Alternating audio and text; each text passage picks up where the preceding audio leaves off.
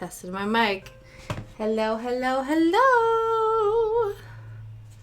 Happy Friday, everyone. Did you think I was talking to you? Are you shocked? Look at this boy. Do you want to help celebrate 10 followers with me, Shadow? Yeah? Yeah, we made it to 10. Should we want to show them your new trick? We'll see if we can do it. Ready? Catch! No. Oh, no. Here, come on, bub. Should we try again? Should we try again? Ready? Catch! No. He's camera shy. Liam did teach him that trick today, though. Or not today, a couple days ago. Where we could get him to. Maybe because he was standing, it wasn't working. Oh well. I still was totally planning to give him treats in celebration of the fact that we have 10 followers. So that means that we reached our goal for January. So I wasn't sure if it was going to happen. I said, my goal is to get 10 followers by the end of January. And it's January 28th. And we have made it to 10. Now we need to multiply that by 5 before my birthday. But baby steps, this is very exciting. So you'll notice that we're doing something a little bit different today. This is outside of my usual cross-stitching shenanigans. And we're going to do some needle felting today. Specifically, I want to make some needle felted mushrooms, little mushroom boys that I want to turn into pins. I'm trying to think, what's the exact name of, because you know which one it is, the one that matters. The one that is synonymous with cottagecore, forestcore vibes. It is the Amanita muscaria. Ooh, muscaria. Yes. Usually it's the red mushroom. Yeah, fly agaric. Amanita muscaria. So yes, the ultimate in cottagecore, forestcore, outdoor core symbols is the iconic mushroom. So that's what we're going to work on today. So I have my tea. I tried to theme my tea to today's activities. So I needed a bit of a caffeine boost. So I have a green tea, but I decided to mix it with some super berries. So like a berry herbal blend with a bit of honey. Because I feel like, the whimsical aesthetic that is forestcore is, frolicking in the forest, making friends with creatures, sitting on logs with your hot cup of tea that's made from the foraged berries and resources from the area of from the forest. That's what I picture. So that's what I'm trying to accommodate today. I also have a granola bar that also seems very cottagecore. I feel like when you go on hikes and stuff, granola bars are one of the main things that you bring. But that'll be a bit crunchy for stream, so if I do end up imbibing later, I will spare you the sounds. So we're doing that today. So I have these little, templates, and one of them has a mushroom template, but I don't think it's big enough for what I'm looking to do, because these are the different pin back options that I have. And so some of these are massive, but if you look at the back of these ones, which are sort of the smaller ones, I think that's what I want to go for. I don't want to make a massive pin, just a little boy like that. I guess technically if I'm doing that, yeah, these would go. They're kind of the right size, but I don't know. We'll see. Oh, shit. I gotta plug my laptop in. 1 second. Oh. Well, that could have ended badly. I unplugged it because I needed the outlet to hoover the house today. Let me just turn my... There we go. Honestly, like, if you have, like, pulled my chest muscle earlier. I'm just the epitome of, lively celebration. But anyway, I vacuumed the house today. And I feel like if, one of your goals is to get, like, more into fitness or work out, move your body more, honestly, just vacuum your house. Like, you work up a sweat. And even if you don't, like, work up a big old sweat, like, heat gets generated. And isn't the whole point of, like, moving your body just to, like, get your heart rate up? So I feel like, I don't know, I'm always, like, very, very sweaty after I've vacuumed the house. So I would recommend, if you want to get into fitness, but, like, hate the idea of going to a gym or running for no reason, there's, like, no purpose to what you're doing, just clean your house. Because 1, you'll have a clean house, and 2, like, your body will feel better for it because you've moved around and stuff. So that's my 2 cents. So what I'm thinking, I have these 2 reds. Why is it so... Yeah. So this is more of like a burgundy, and then this is like a proper bright red. And I'm wondering if I, like, mix a little bit of it together just to give it a bit more texture. Because part of me is a little bit thinking that just, like, a tonal red might just, I don't know. I just think it might not be enough. Okay. So what you need for needle felting. I have 2 options. Actually, I might try this guy. We'll see how it goes. But this is like a felting pad. So I have these 2 options here. You need your felt, or your, like, roving wool. I think that's the official term for it.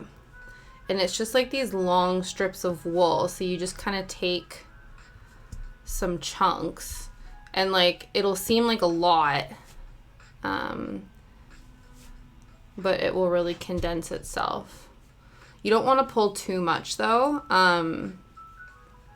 because you can always add more felt, but you can't take felt away once it's been, like, attached together. And then you basically, you have these, this is just, like, one kind of example. It's, like, in a holder, but you basically have, like, a needle, and this needle has a very specific kind of notch pattern on it. It's really hard to tell with this, but basically it, like, has either, like, a star shape, or there's basically, like, little divots in it, so it's not just, like, a straight line.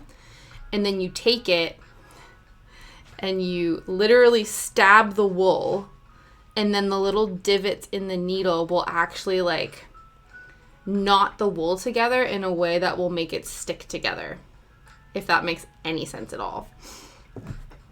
So I'm gonna start with the red, and then actually, so we have, like, our single needle here, and then we also have this monstrosity, which is, oh, why does my chest hurt so much? Anyway, this monstrosity, which is, like, to cover large swaths of felting space, which is basically a cluster of these needles together, and it helps kind of cover more space when you're felting.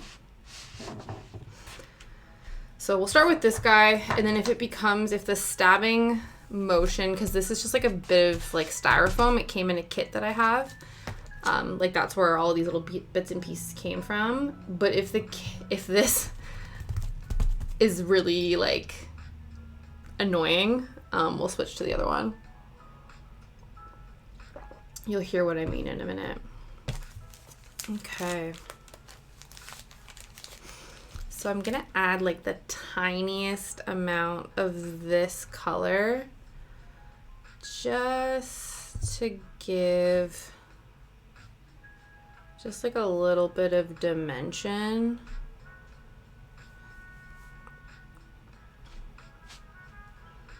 Okay, just a little bit. That looks good. Just looks like a swath of fluff right now. It doesn't look like much, and it won't look like much for a while. I'll put these back in after. I just want to save my little baggies. But yeah, so then just to like even everything out and like mix the thread up, I'm just gonna kind of pull her all apart. And then as you pull it apart, yeah, no, it just like gets all of the like big clumps and stuff out. Because I've definitely, like, I've felted some things before where if you have like a big like kind of chunk like this, you can almost like really, you can see it, I don't know, like within the final project. I don't know, that's just what I've noticed. So, okay, cool. Looks like a giant ball of fluff, eh? Step one. Okay, this is the moment of truth. We'll see how annoying this sound is, but you just take it and you just stab it.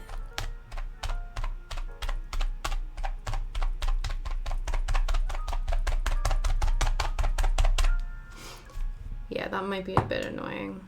We'll switch. We'll see if it makes a difference. It's a bit of a smaller base, but that's all right. Yeah, this is much better. So yeah, you're basically just like stabbing it, and then you just flip it and stab it some more, and eventually it starts to have a shape. And so when I was reading like tutorials on how to make this and stuff, because the tutorial I got to make the little felted terrier that I showed you guys last stream, they kind of like, they gave you instructions, but they didn't give you instructions. So I ended up like Googling and YouTubing a lot of it to try to get the idea of what I'm supposed to be aiming for. And there's like different shapes that you can mold the fabric into, and then it recommends, because the needles are so sharp and they're like designed in a certain way, like with divots, you have to be like poking up and down. If you go on like an angle, or you like don't cleanly come in, or you try to rotate it, it can break the needles because they're so thin. So you really just have to go like, yeah, up and down a bunch.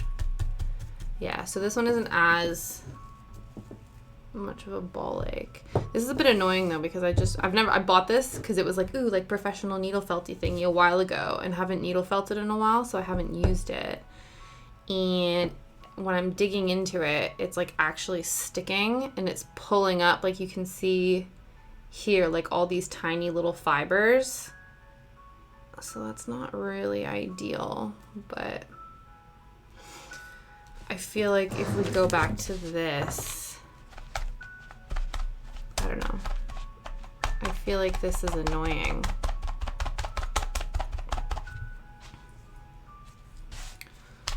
I'm not really sure. Okay, so because we're making like, it's 3D in a sense, but like it's a bit more, it needs to lay flat because we're going to stick a pin back on it. I'm not too concerned about like its thickness. So I've just flattened it out with a bunch of this, and there's obviously a bunch of these in here, like a bunch of just like frays and junk. So you just kind of take it and you start folding in what you're trying to accomplish. So I'll go in with this little guy. And you'll be happy to note we still have peaceful piano, or calm or chill piano as our, chill piano was our music option of choice. I hope they keep it around for the free option. It was really interesting. I got an email from this, like from Pretzel Rocks, and even on my browser, asking like if I wanted to be part of their affiliate program, which is interesting because I'm just using like the free version that anybody can get, but the affiliate provides you with a link, and then it's anybody who signs up for the premium you get a kickback for, which I thought was kind of interesting because I'm like, well, I'm not personally paying for that, so I wouldn't like, I don't know, like I wouldn't promote that maybe to other people if I haven't personally experienced that. Does that make sense? So I don't know. It was interesting though. Be like, here, I use the free version so I don't have to pay anything, but you can get the paid for version that you spend a bunch of money on, and it's, you know, whatever. I'm like, that seems a little silly. But okay, so the mushroom is slowly starting to take shape. We have a bit, we'll round out the edges after. Yeah, this is gonna be a problem. We'll get the basic shape, and then I think what we'll do is switch back to the annoying foam just to not get this bullshit pulling fuzziness from this pad here. I am disappointed in this, actually. But not in the needle felt, just in the pad that it's pulling up like that, because it shouldn't be.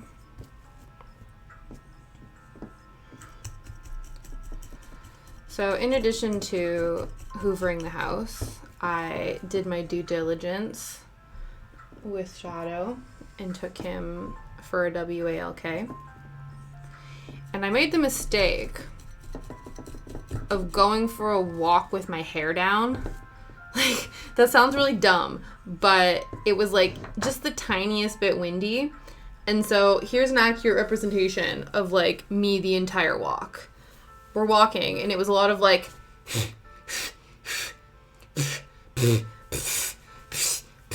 and then you're like moving hair out of your mouth, but then I don't like, you know, and then of course I'm wearing mittens because it's cold, and you're getting hair out of your mouth, but then you're getting like mitten fluff in your mouth too, and so it's like not, it defeats the purpose. And then the wind comes and you're like, God damn it, gotta do this again.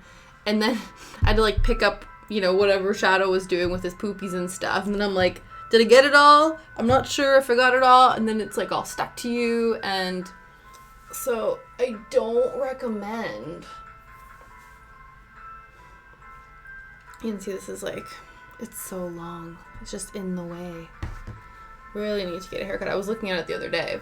And, well, this morning actually. And like, you know when you like get a mop, and it's like really like clean, and the individual like rope parts of the mop are like, you know, really vibrant, and there's like, they're full of life. And then after you like use the mop a handful of times, everything's just a bit like meh. It's just like limp and lifeless and like boring. Like that's what this is right now. It's just like a long boring meh. And that's why it's up all the time. Okay. But the walk was alright though. I definitely think Shadow misses having a yard to run around in, because he's been getting his like zoomies so much more frequently on walks. And I feel bad because I'm like, buddy, like there's really nowhere for you to go, and it like rips my arm out in the process. But the garage is getting really close to being done. Hello!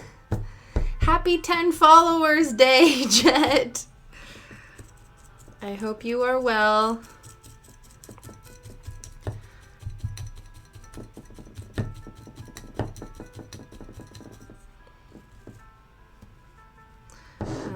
But yeah, so the garage is going well. And they're almost done. And then I think on Monday, the electrician's going to come in. And then the renderers are also going to come in. So things are going. Yeah, I did get to 10. It was very exciting. Very exciting with only 3 days left. It happened. We made it happen. Yeah. You missed it. I was trying to give Shadow a treat and trying to get him to perform his trick of catching it in his mouth. But we just got back from a walk and I think he's tired. So he didn't catch it. But he still got 2 treats out of it. So this doesn't look like anything. But that was something else that I read up in like all of my research about how to needle felt, is that like until it's like 90% done, it's not going to look like what you think it's going to look like, or what you want it to look like, sorry. So I think what I'm going to do, because right now it's pretty massive, I'm going to go in with this. See, this is when it gets risky because there is a high likelihood that I might stab myself. So I'll put on these leather finger condoms and then I don't have to worry about accidentally stabbing myself. And we'll see how that goes. Because, like, thickness-wise, it's all right. Like, it's fairly thin. But I feel like size-wise, it could be a little bit smaller. But again, we like, as you stitch things, like there's still a bunch of loose threads in here that can be pushed down. So as you continually stab the wool, it actually like, I don't know if you can tell, but like when you stab it in, it like pushes itself in as well. Because it's grabbing onto like more of the wool internally, if that makes sense. So then when it has more to grab onto, then it stays chonky. It stays intact. So, yeah. But yeah, so as I was saying, I think Shadow misses having a yard to zoom me around in. But luckily tomorrow we're going to our doggy play group and he'll have a big ol' run around there. I think everyone loves it because he like shows up and like runs circles around all the other dogs and then he's like, okay, I'm done. Yeah, last week I was a bad dog mom and I forgot to book it until it was too late. And the group that he goes in, because there's like a small puppy group and then there's a small to medium and then a large group. And so when we first took him, we took him to the large group, but it seems like the sort of like personalities of the large group, a lot of them are a lot more like boisterous and sort of like a bit more aggressive in their play style. Not like aggressive like in a bad way, but like they just like to roughhouse. Like, you know, there are groups of dogs that do like that. But Shadow's not one of them. So he was so scared the first time we went. And then luckily, the volunteers working there perceived that, and we took him out into like a small group by himself and brought in other dogs for him to like become, you know, to get acquainted with more one-on-one. And then they recommended us to take him to the medium-sized group because temperament-wise, like he's more in that vein, and so he's really taken to it. And there's like, you know, a lot of the volunteers, they all have these like little chihuahuas, and then there's like little pugs and stuff running around, but then there's like German shepherds, and then, you know, and like labs and other kinds of dogs and stuff that all just, I don't know, like just fit the vibe, and they're like really fun, and it's a really cool group of people and dogs and stuff. So yeah, he enjoys it.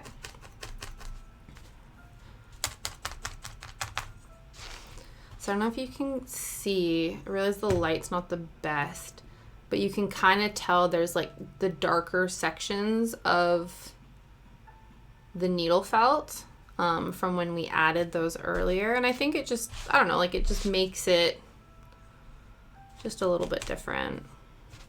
Okay. So we're sort of getting the shape right. Now, I think we can probably, we'll see how small it goes. Because the thing too, right, is like if it gets to the point where it's too compact, we can always add more. I think especially because I folded over the edges and we're pushing those in, this part feels a lot thicker than this part in here. So we're just gonna see what we're doing.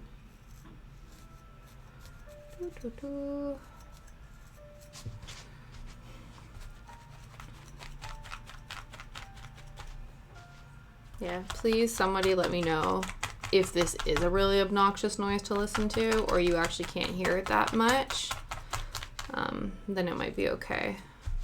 Because I just feel bad for your ears if you just hear like plastic stabby sounds for 2 hours.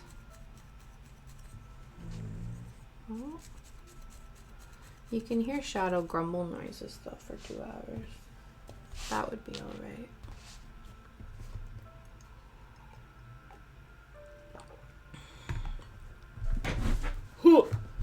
Oh, oh. Yeah, I wonder if I can angle my light a little bit better. Ooh. Maybe 2, because actually the blinds in the room are also down.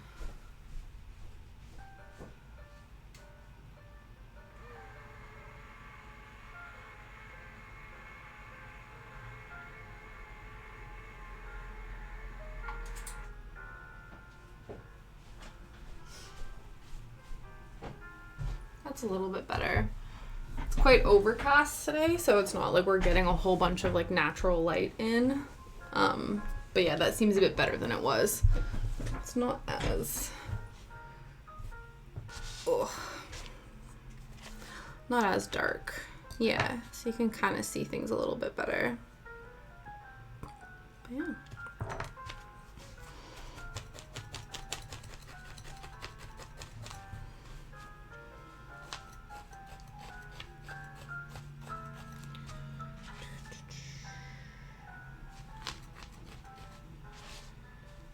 Trying to think what else happened this week. Oh, I was really excited.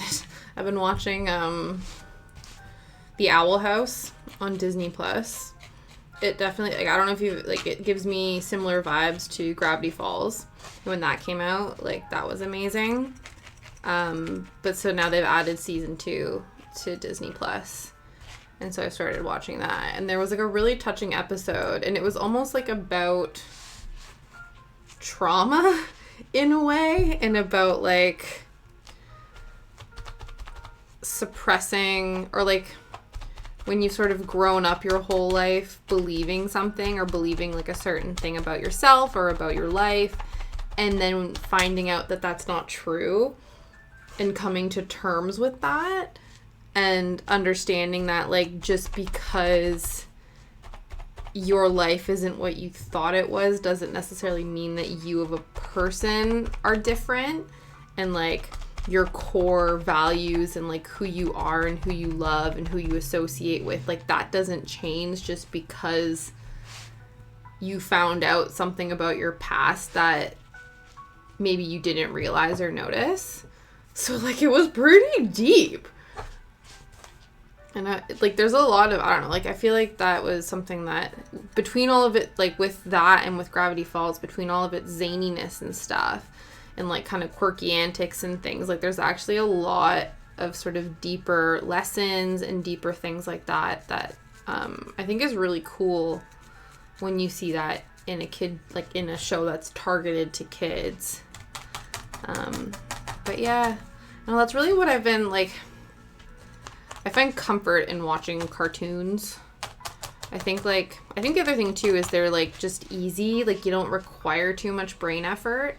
Whereas there's like so many shows that I'm interested in watching, and I'm like, oh, that would be really cool to watch, but I definitely like hyper fixate on stuff, and so a lot of like non-animated shows. Aw, perfect. Well, thank you for stopping by, Jed. I really appreciate it. I hope work goes well. Happy Friday. Last couple hours of the work week. And yes, we'll see you next week, hopefully. Next Tuesday.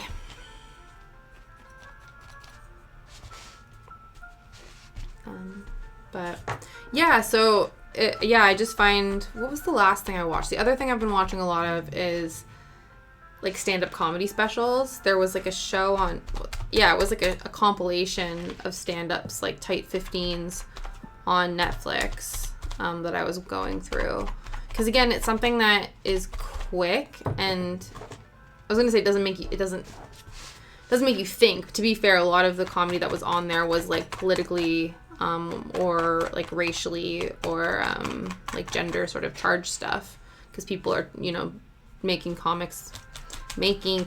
like social commentary on what they know or what they're experiencing, and turning them into jokes, processing their trauma and real life experience into funny stuff. But yeah, besides that, like anything that's like, I don't know, like groundbreaking cinema needs to not be an hour an episode. Because I started watching Handmaid's Tale ages ago, and there's like new seasons and I can catch up on it or something like that. But like I know myself, and if I sit and watch one episode, like I'm going to watch 5 and then I'm going to waste my day. Because that's just the kind of person that I am. I'm trying to think the like last thing. We watched 2 movies. So like we watched Encanto a few weeks ago, which was really good. It's weird though, because I feel like everybody's obsessed with the like We Don't Talk About Bruno song, and I can't for the life of me like fully remember it, because when we started watching the movie I was super distracted because like Shadow was not settling. So this movie's like an hour and a half, and I think it took us like 2 hours to watch it, almost 3 hours, because he wouldn't settle and he kept on like walking around, so we kept on like pausing it to go like check to make sure he was fine, or let him outside, or let him in, or do this and that. So I think I need to go back and watch it, because I think that almost like clouded my viewing process of it, because everyone's like, oh my god, this and that, and I'm like, okay. I don't know. I think it needs another look. But again, too, I think unfortunately what happens is when, I don't know if this happens to you, but when something gets like really overhyped and everyone's like, you have to see this thing is amazing, like, oh my god, this is great, and then you sit down and finally watch it, and I think sometimes it gets so overhyped that you're like expecting the most spectacular thing ever. And to be fair, like if you watched it without any of those preconceived like ideas placed in your head, you might think it's the most amazing thing ever. But because that's been built up for you, if it doesn't fit that, then you can be really disappointing. Luckily this wasn't the case, but that happened with me the first time I watched Nightmare Before Christmas, actually. Love it now. Like, I think it's great. I really enjoy it, and I watch it almost every year, multiple times a year. But I remember when I first watched it, everyone was like, this is the most incredible thing ever. It's so groundbreaking and amazing and blah, blah, blah, blah, blah. And I was like, okay, cool. Sat down and watched it, and I was like, this wasn't the most groundbreaking thing of life. But maybe I would have thought that way if I hadn't been told that. I don't know. Maybe that's why I purposely, because I find that when things are really popular, I'm like not interested until they're like no longer popular, and then I'm like, oh, I'll go and finally watch that thing or finally check that thing out. And maybe it's because I don't want to be disappointed, or it's like once, a bit of the buzz has died down from it, then my judgment can't it's not as hyped up, so therefore you can kind of go into it with a bit more of an open perspective, whereas before it would have been like, I don't know, like it's just you're open to more disappointment, in my opinion. This is actually turning out not bad. So this is like our little mushroom cap, and just, you know, a little bit of work, and it's already looking quite good. I think I might try to smooth out these edges and keep them going a bit longer, and then we'll maybe make the stem next. Yeah, possibly, because there is a potential, because I'm gonna have to attach the stem like through this section here, and so there is a potential that we're gonna get like white streaks of wool through this because it's not super thick, so we might have to then overlay some more red wool to like camouflage that.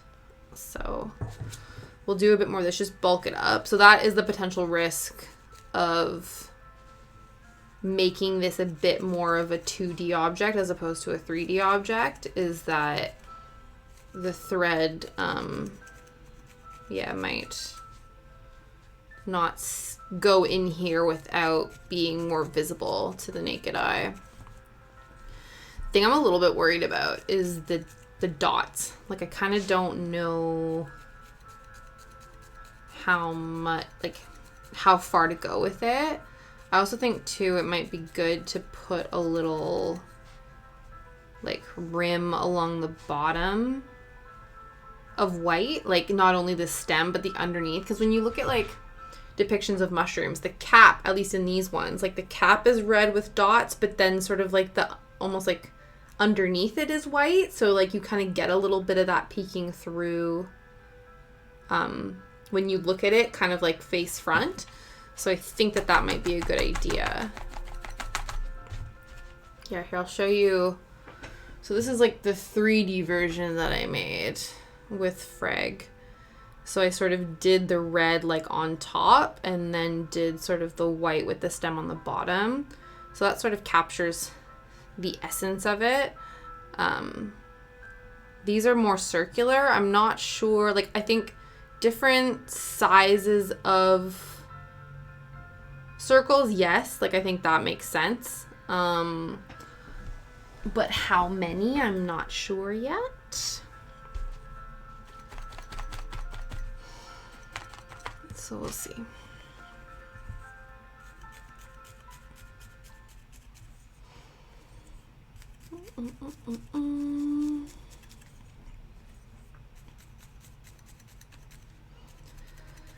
So I feel like this is very much like a, I don't know, is it like Gen Z? Is that the right term? Thing, like the different aesthetics and going into like the creation. Like I got really into, I think it was last year. So last year or 2 years ago. No, I think it was like mid-pandemic. I got really into the like mood board accounts all over Instagram. So there were all these like, I don't know, like 19, early 20s. Like I think a lot of them like were teenagers or like early 20s individuals that were making these like aesthetic mood boards. And so it would just basically be like digital collages that evoked like a certain vibe or aesthetic. So they would do like grunge, and then it would be like, you know, pictures of Nirvana and like plaid shirts, and then the whole thing would kind of be a bit kind of like grayscale and a bit sort of dirty looking and whatever, and that would be a thing. And so that's when I fell down this like aesthetics rabbit hole. And I think too, like I've always been interested in, I guess, like getting to know myself more on like a deeper level. And now as I reflect, I'm realizing that like if you ever went through a phase where you were obsessed with like knowing what your engram was and knowing like what your, you know, that 9 personalities, like everybody's a mix of these different traits, which ones are you, even like being hardcore obsessed with like your birth chart and astrology and stuff like that, all of which I am. I think it stems from a place of like wanting to be hyper aware in a way that helps you control yourself. Does that make sense? I'm looking at it like from a mental health standpoint. Basically, if you were obsessed with like personality quizzes and constantly questioned like who you were and had multiple identity crises at any point in your life, you probably struggled with your mental health. Like, I don't make the rules. Welcome to the club. Like, this is, you know, like that self-aware person with a mental illness who's like, if I learn everything that I can about who I am as a person, that will help me better control or understand why my brain does the things it does or how it gets triggered, and I can better cope and manage it. I think too, like, as I'm psychoanalyzing myself sitting here, a need to find a place of belonging and understanding oneself is almost like like creates a sense of control.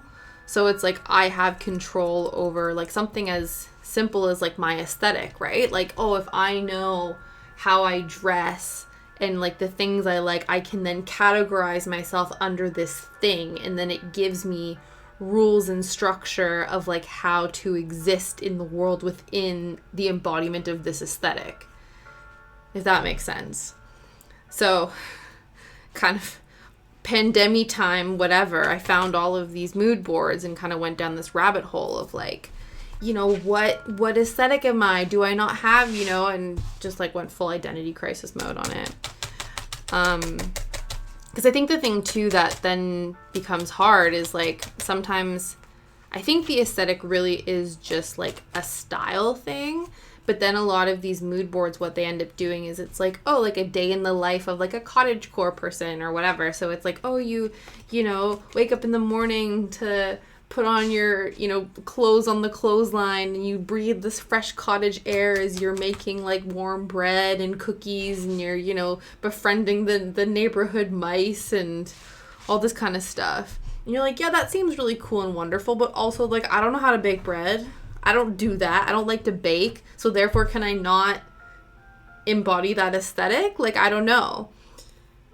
The answer is yes, you still can, obviously. But in my, like, rigid need to categorize myself, I'm like, if I don't do, you know, 7 of the 10 things that list that you are that thing, then I can't be that thing. And that's what happens when you struggle with black and white thinking. When you're struggling. So I've recently, like, I don't know, made peace with it. You know how I made peace with it, actually, is I realized that there exists this magical world where people were, again, it's these wonderful teenagers on the internet making these mood boards where they, like, combined different aesthetics.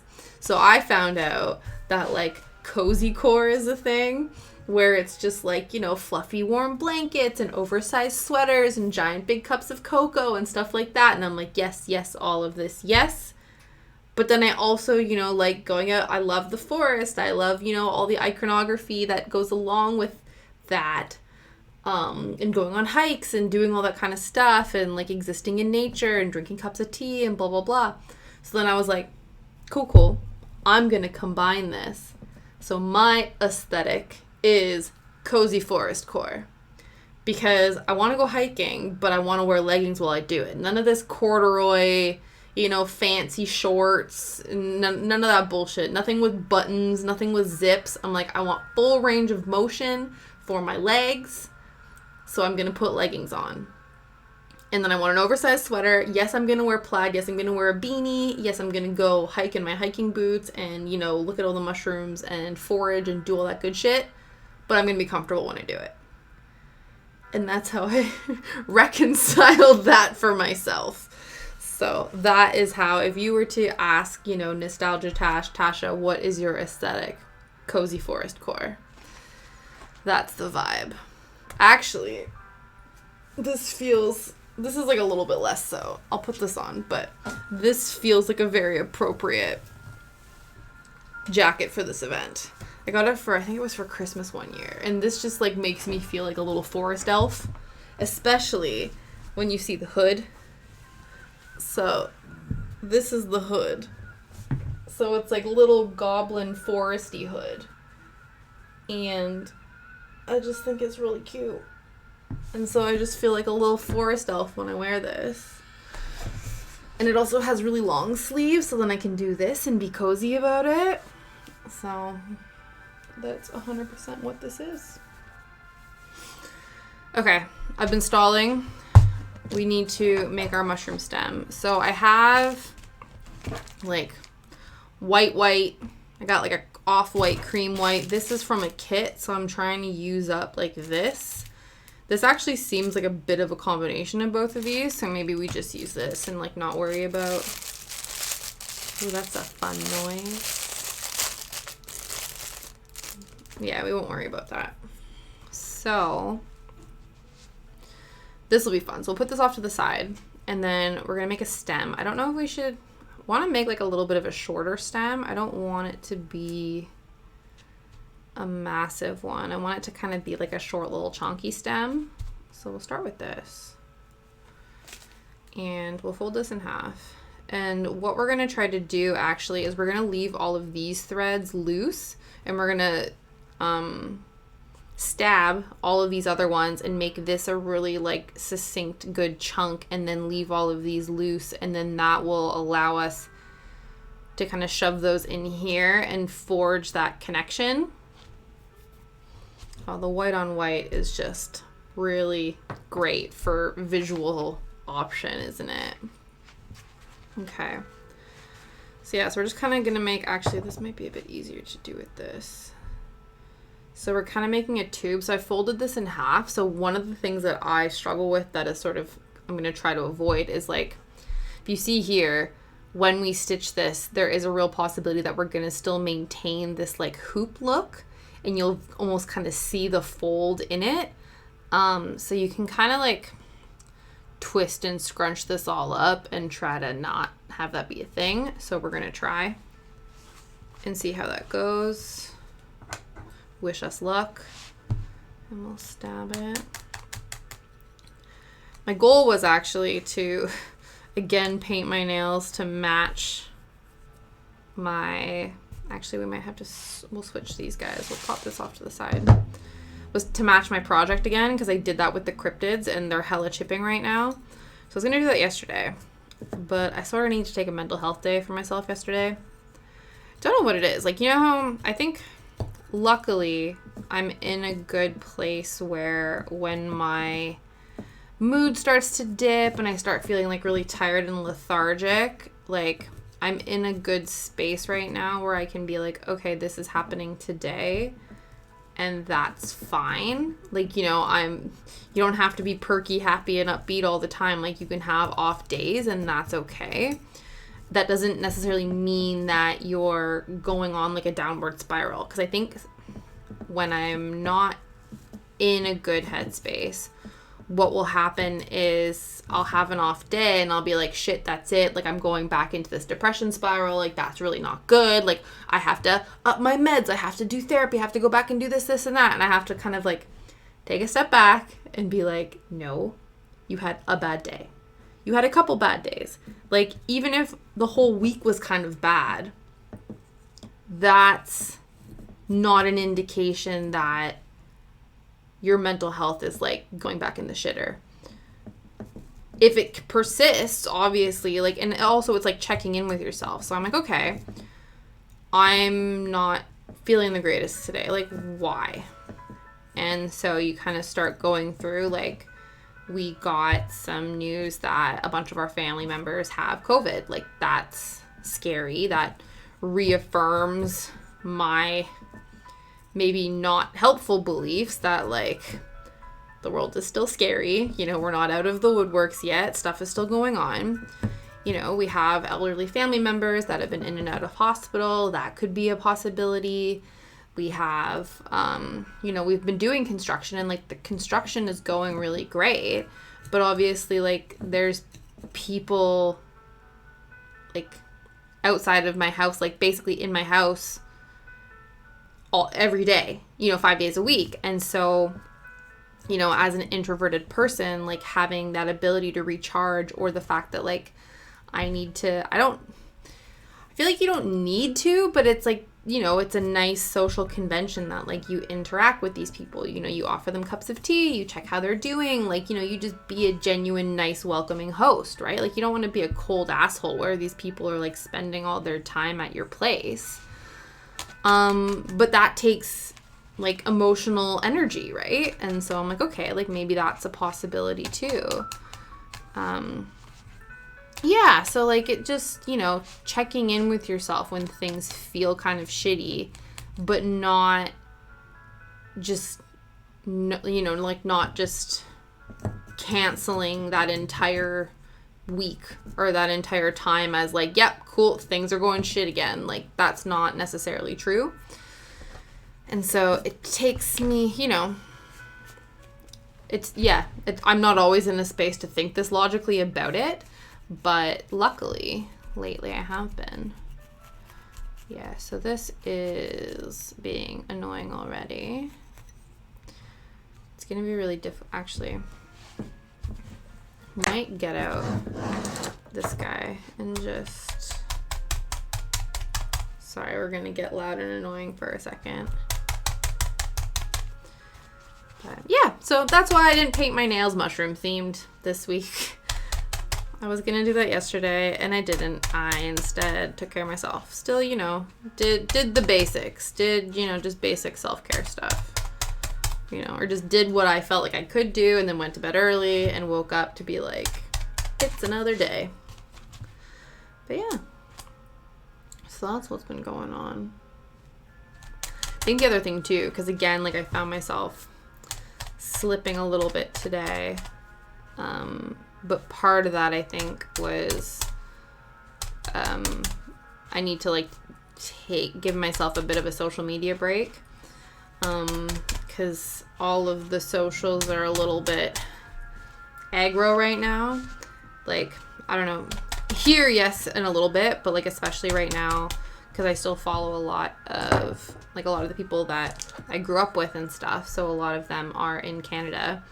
And right now there's a big political sort of thing happening there right now, and I didn't really know what was going on, but basically, like, you know, on mostly Facebook, but even like Instagram, even Twitter, like everything, there's people on either side of whatever this discussion is, right? Like, I don't 100% know what's going on, but it seems like there is a bunch of transportation drivers that are protesting the fact that I think the government is requesting truck drivers have mandatory vaccinations. I think this is what I'm piecing together from, you know, the social media narrative that I've been absorbing over the past few days, is that these people are, you know, doing this thing. They're calling it the Freedom Convoy. So it's meant to be like a large swath of truckers that are driving to Parliament to protest their vaccine mandate. Okay. Where it gets confusing and weird and complicated is, I guess, the organizers and the people that are responsible for creating this movement also have ties to, like, white supremacist groups. And that sort of is, like, the underlying ideology of the people who created that. And so that's coming to light. And so what you have is a lot of people being like, you know, if you support this, you are a racist, and, you know, you need to understand this, that, and the other, blah, blah, blah. 100%, like, you know, once you realize that the people who are doing, who are responsible for organizing something also have, like, incredibly, terrible belief systems and terrible ideologies, you might want to distance yourself from that. I think what's happened, though, is people have not necessarily taken that into consideration with their reason for joining it. But then also, too, what's happening is less so about whether or not you agree or disagree on this movement in general. It's the discourse around, like, calling people out from either side. So what I'm noticing is it's a lot of, like, well, you're a dumbass or you're an idiot for believing this or believing that. And I think what we need to start doing is figuring out what our motivations are when we say stuff like that or post stuff like this.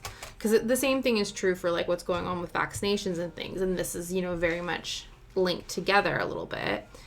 And I was, you know, I think I partially did a little bit of this too, because I think I couldn't understand, like, why people wouldn't be making these choices, or why people were making the choices that they were doing, whatever. And so sharing information, but some of it can come across as, like, very aggressive. Like, my assumption is why you're not believing in this thing is because you're an idiot, or because you're, you know, this, that, and the other.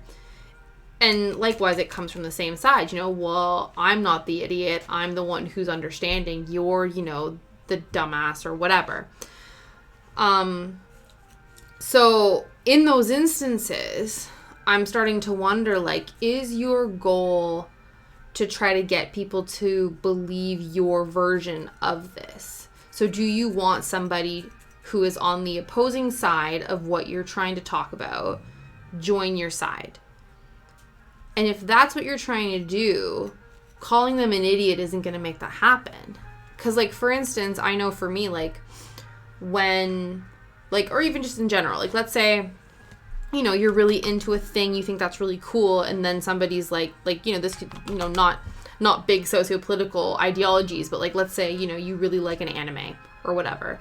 You like a TV show. And then someone comes along and is like, well, that's a stupid TV show. You're stupid for liking it.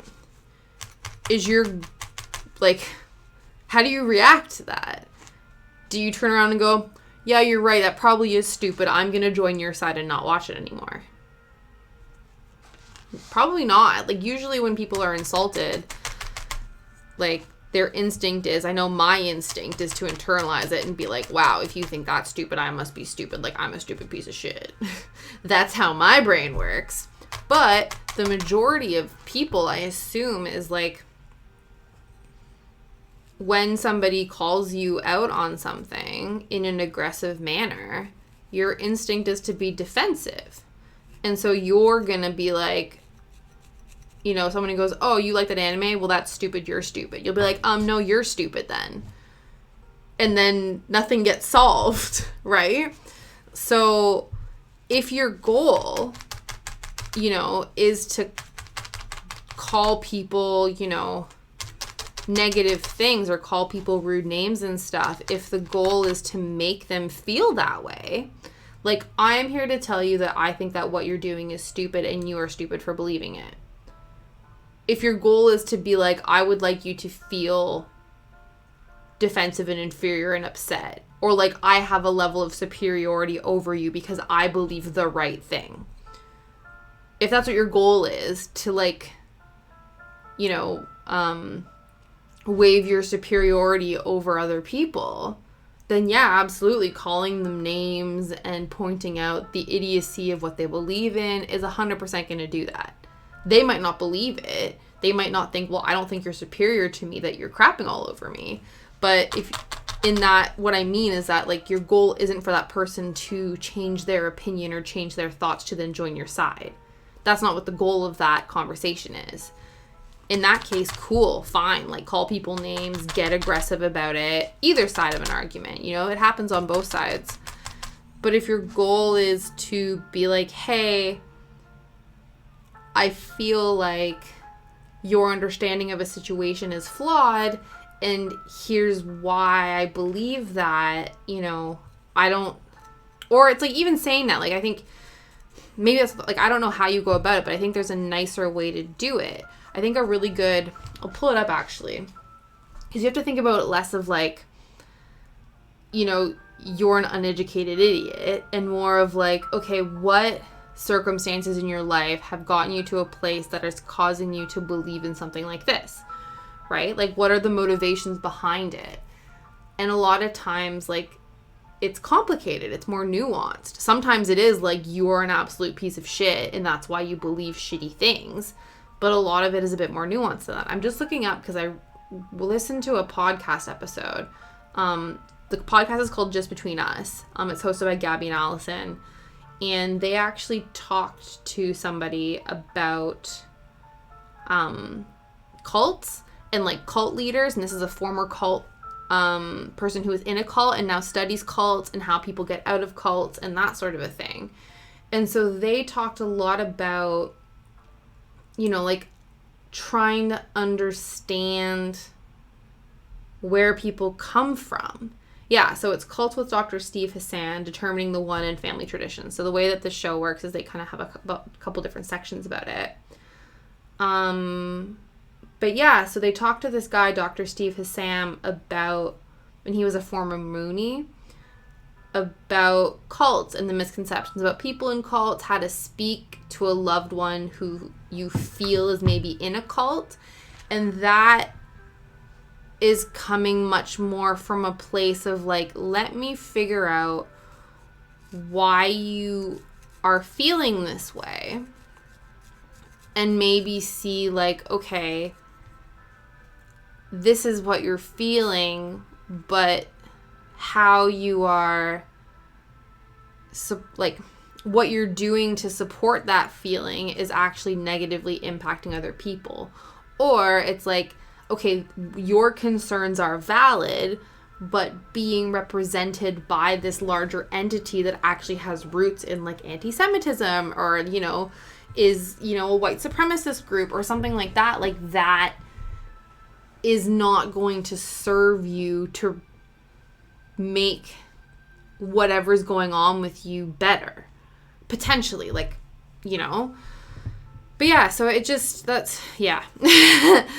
Didn't mean to get all like socio-political and stuff like that on everyone. But it just, like, I'm having a hard time figuring out why, like, being aggressive about it doesn't work. So what are the other options? Anyway. So here is my mushroom stem. I think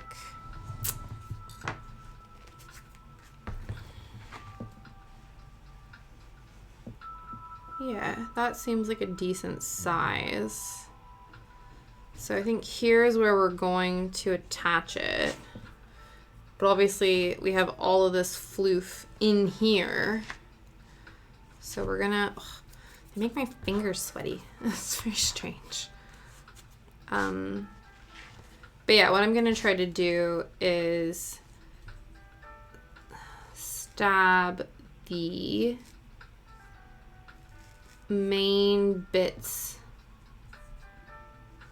of the stem through the center part of the mushroom cap, and then we'll wrap the rest of them around the bottom of the mushroom stem, and then that'll hopefully also like beef it up a little bit too.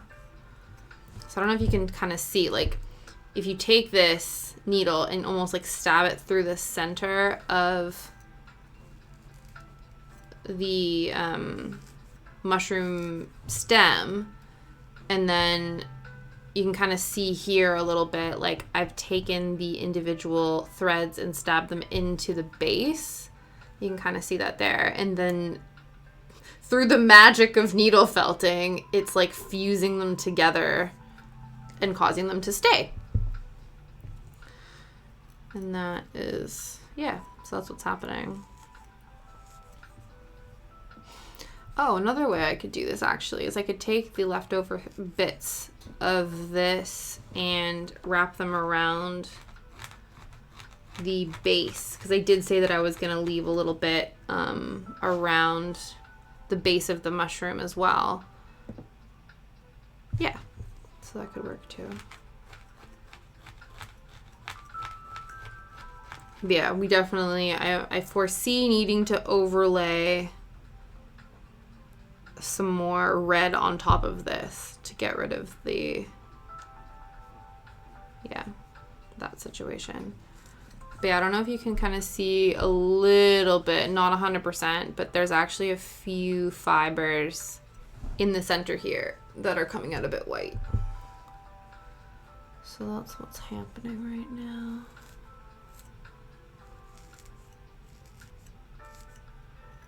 Okay.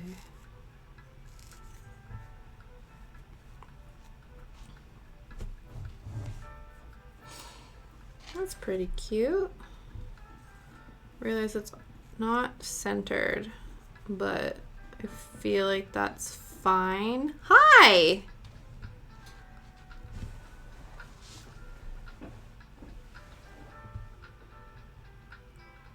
Oh, I love 3 phases party.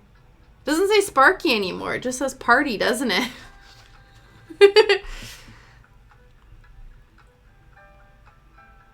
Excellent. I'm glad you're here. Happy Friday.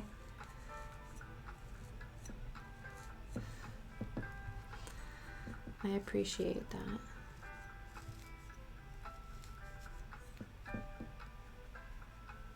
Well, I guess you can't hear me, so I'll just wave. I'll be like, hi. So you know that I know that you're here.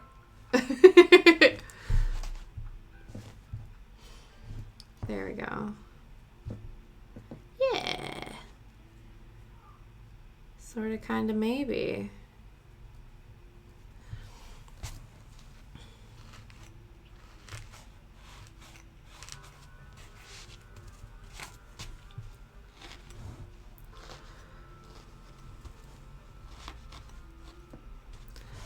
So, after I, dragged y'all through that, let me talk more about, I don't know, more cartoons. Let's go back to cartoons. Cartoons was delightful. I know I got a bit, into it with that as well, but I did mention how we watched Encanto, but another one we watched that I've been wanting to, it's been on my radar because Liam really likes to watch anime. He likes different animation styles. Well, some of them he really doesn't like, but most of them he's open to. And so there was this movie called Green Snake on Netflix, and it had a really cool animation style. It looked really interesting. So I was like, oh, we should watch that. That seems really cool. It was 2 hours long, but I was like, oh, it could be interesting. And it's worth us taking a look. So we sat down to watch that the other day. And visually, it was stunning. It was a movie done by a Chinese animation studio. And Liam feels like kind of the goal of the film was kind of really to show off the animation style of the studio. Because visually it was amazing. But it was very confusing. So naturally, it was halfway through the movie, not even halfway, I think it was 30 minutes into the movie. I was like, I need to IMDb this and figure out what the hell is going on. And it turns out that White Snake is actually, or Green Snake, sorry, is actually a sequel to another movie. But it's not indicated anywhere on Netflix, anywhere else, that this is actually a sequel. And so the movie starts in a very climactic scene, which almost looks like the end of a first movie. And sometimes too, things will do that where they're could be the end of the first movie, or what I assumed was it's oh, we're seeing the ending of the movie in the beginning. Because a lot of films will do that, right? They'll be like, okay, here's what's happening. Let's go back and let's go back and visit how we got to that point. And then the movie will end back at the beginning and you'll sort of see what's going on. That didn't happen with this one. This was the end. This was a climax at the end of a first movie, which you didn't know existed. And then it shuts off a chain of events in the second movie. But kind of.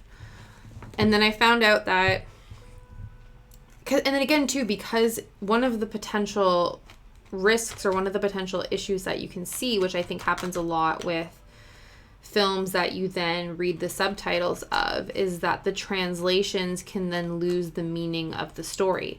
And I 100% think that that's a valid critique of some of the English translations of foreign language films, and it can lose some of that.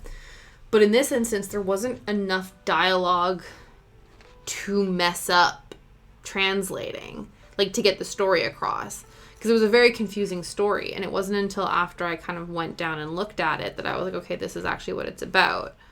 So I'm just going to spread out the leftover floofs to try to give me the bottom coverage that I want for this, and I don't know if it's working. But yeah, so it was very confusing, but visually amazing. Just like so much going on.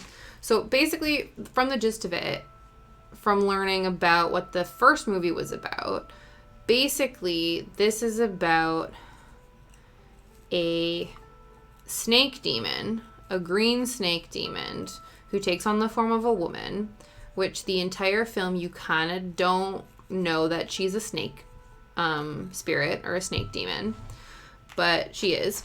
So this snake demon is fighting a monk with her sister, the white snake, and this monk captures the white snake in a pagoda, and the green snake is unable to save her.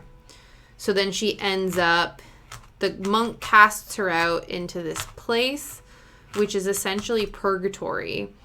And her soul is not able to move forward into the afterlife and be reincarnated because she's holding on to baggage from her past, aka not being able to save her sister.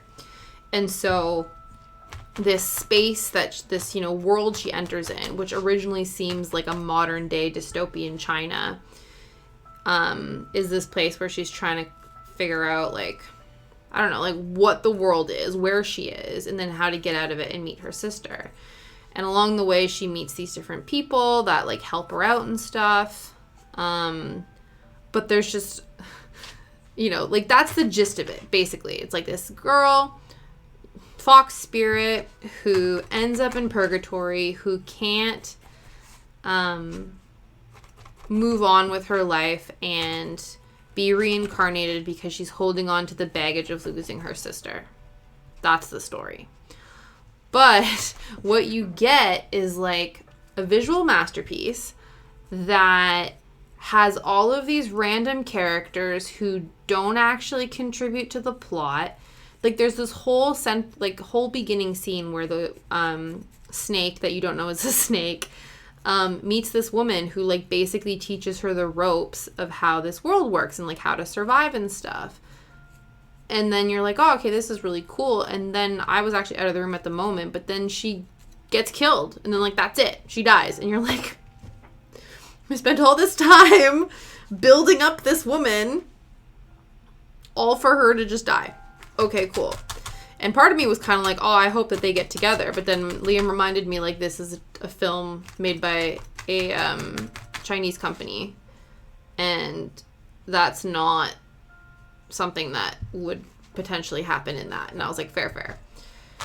I think there's still a lot of restrictions on representation in that country. So I was like, yeah, that's fair. But yeah, so then she meets up with these other guys, and she like maybe falls in love with them, but not really. And then this guy maybe like looks like her sister, so she thinks that that's a reincarnation of her. And then there's these like ox faces and horse faces. There's a random octopus who kind of has no purpose, just to like visually be looking cool. And then there's this fox spirit who like explains to the snake spirit how to get out of this space without actually giving up her desire to look for her sister. In that one, you actually know that she's a fox spirit because she's a girl, but then also has like a fox spirit head that she can then like switch around and stuff. Apparently she's also in the first movie.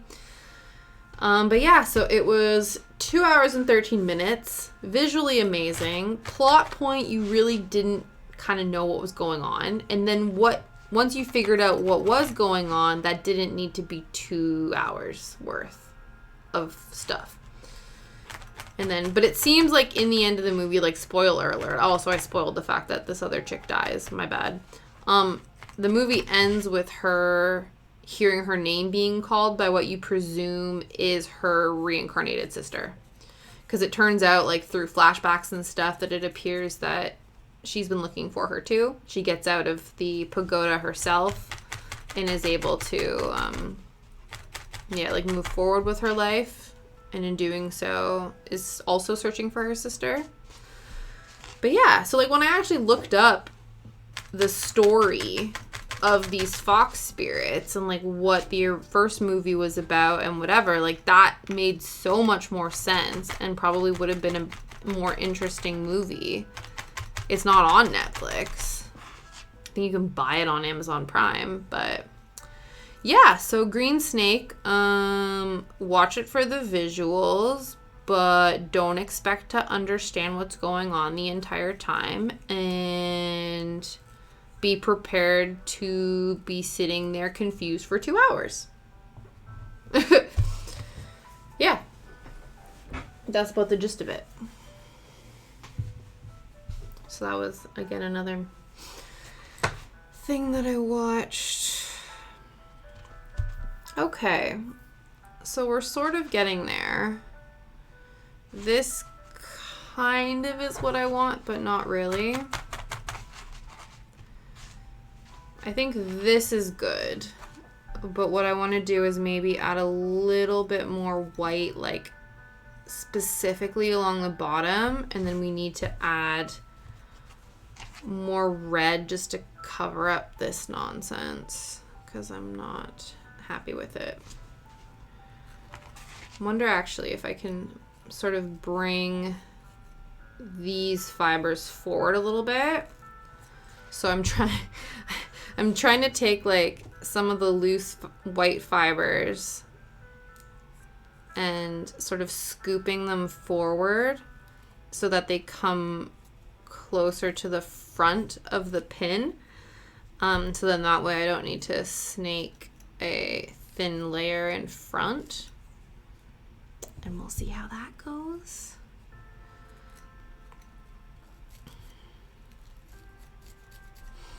But yeah.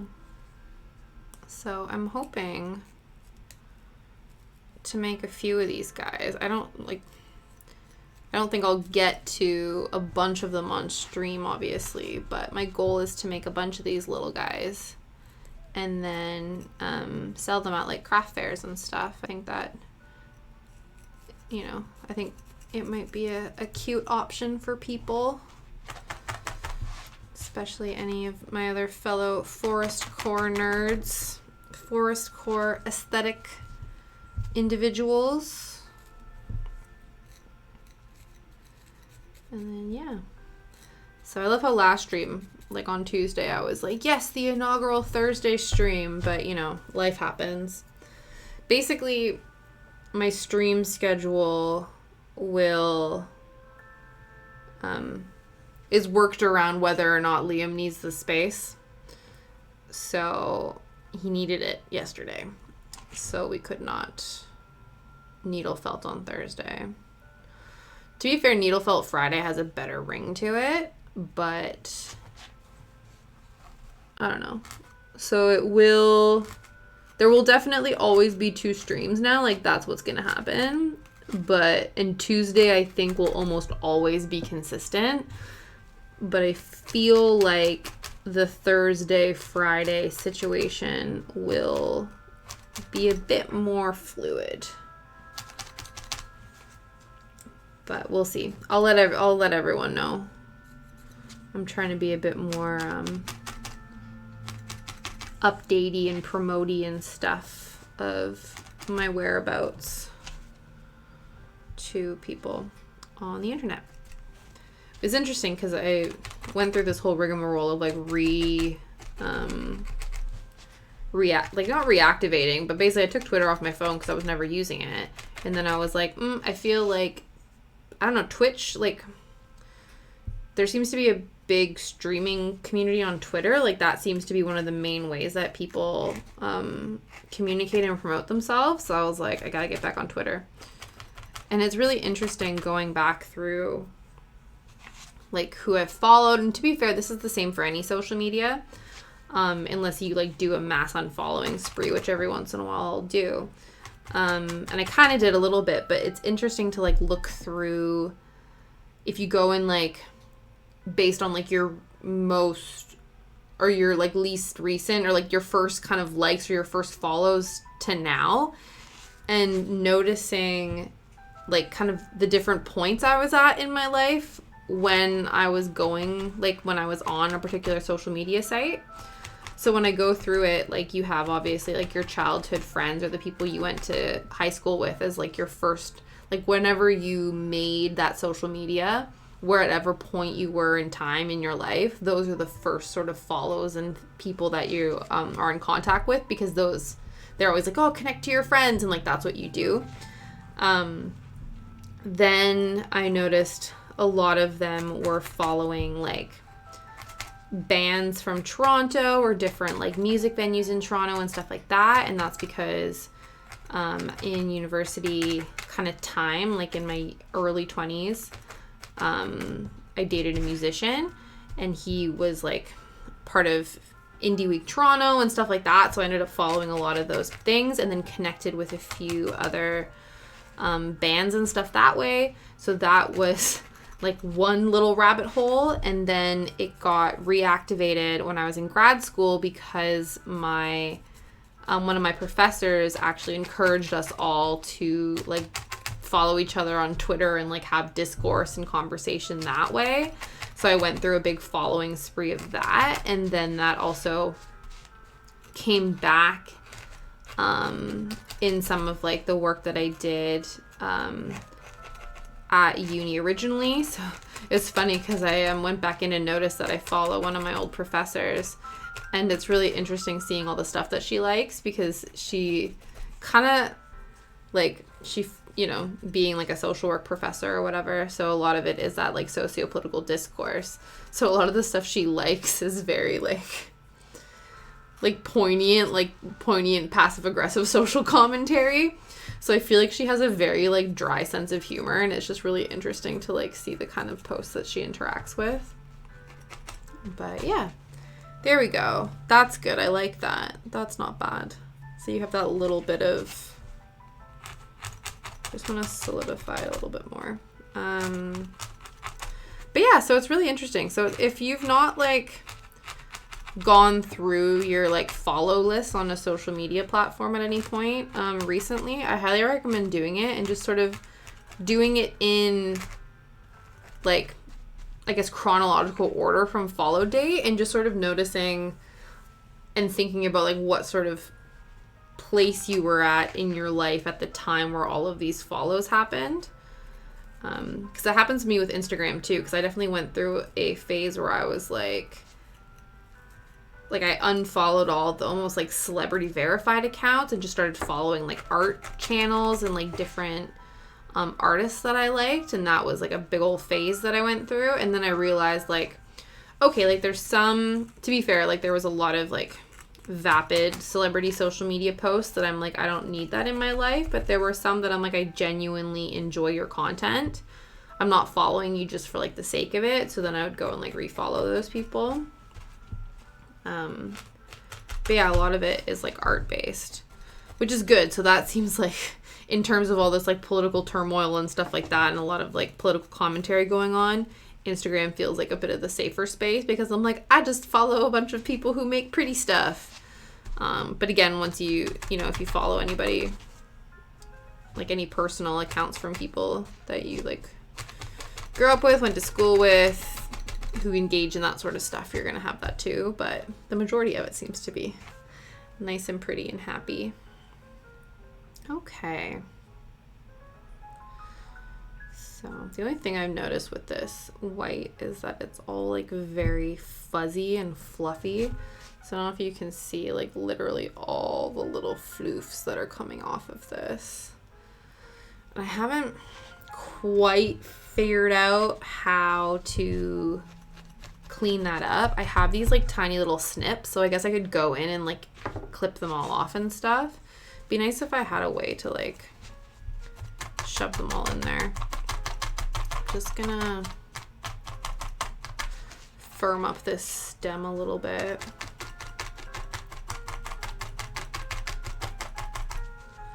See if we need to add any more. Just want to make sure that I'm like really content with the sort of undercoating white and all that kind of stuff, and like the stem, before I start putting more red on top to sort of cover it, because that's almost like, okay, this section is done now. Because a lot of it is just like I don't know, fine tuning. Like once you get the basic shape done, you're just like, okay, I'm just kind of firming it up. Because the more you stab something, the more like dense it gets. It's an interesting sentence. The more you stab it, the denser it gets. I feel like that can only be applied to needle felting. I can't think of anything else where that might be a thing. But yeah. And then you do find too that sometimes you end up like getting like a rogue red thread straggler that ends up in like a section that's meant to be all white and stuff. So as is the trials and tribulations of needle felting, I have noticed.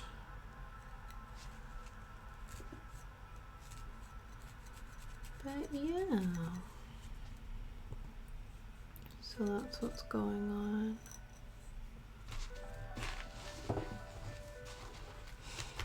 Oh, I think today actually. So speaking of other things, wait one second. Whew, excuse me. But so the Tuesday project, our cryptids, the very last cryptid ever is being released today. So after today, we will have all of the pattern that we need to finish it. We are on our third cryptid. We're working on the Enfield Horror right now. And then once he's done, we'll move on to the Jersey Devil. But we have many a pattern to catch up on. I think there's 16 in total. Yeah, it sounds like the final square will be like a choice. So it seems like through the hints and stuff that there's maybe going to be a few different ones that we get to choose from, and then we can decide which one is going to fill in the final space. So that'll be interesting. I'm not sure what I'll do in that situation. If it might be worth doing a poll, or it might be probably just me like looking at which one sounds the coolest, and then that will be what happens. But yeah.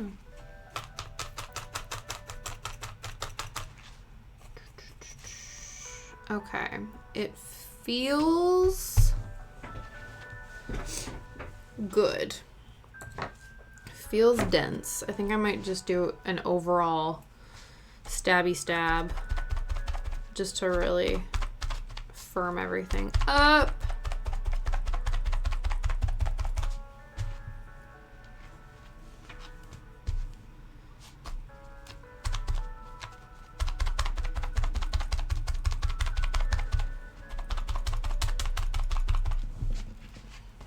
Okay.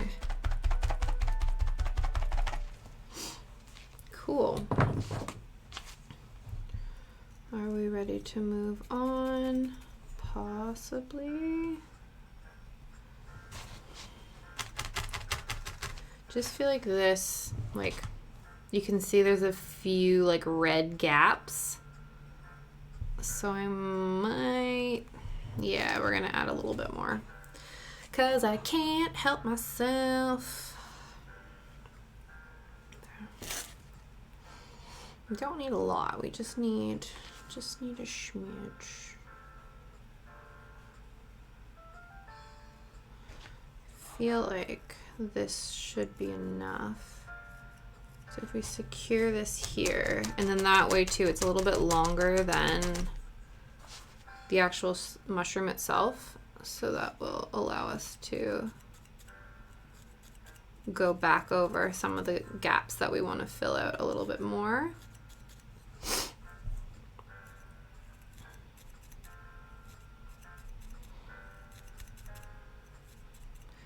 Trying to think of, like, you know, because I don't leave my house very often, what other talking points I can come up with. And I think a possible idea that might be interesting is to sort of resurrect my Disney Plus podcast, but instead of the like hyper researched, overly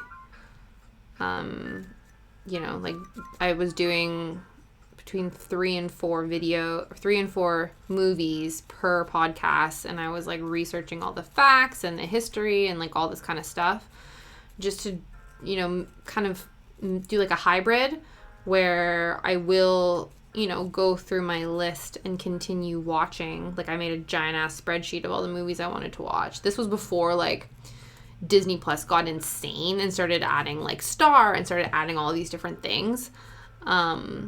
Back when it was just really starting out, I managed to go through the entire platform and pull out every single film that was made before 2010, to basically capture like a bit of a like nostalgic platform to watch and review movies from. And so, yeah, maybe what I'll start doing is I will start watching those movies again, and then I can actually talk about them on here. So it's sort of combining that, but in a bit more of a, like an off-the-cuff way. But yeah, so that is something that I'm thinking about. The other option is I could just get out more, but we know I'm not going to do that. Also, books. I don't know. I have like, because basically when I'm not listening to chill piano music, I listen to a lot of podcasts. Again, I referenced like the Just Between Us podcast, the Gabby and Allison one. Other ones I listen to, not so much lately. I go through like phases. I don't know if you have this, if you also listen to podcasts a lot, where I'll go through phases where I'm absolutely obsessed with like the content of a specific podcast. And then I just kind of get over it, and then I get into like another podcast.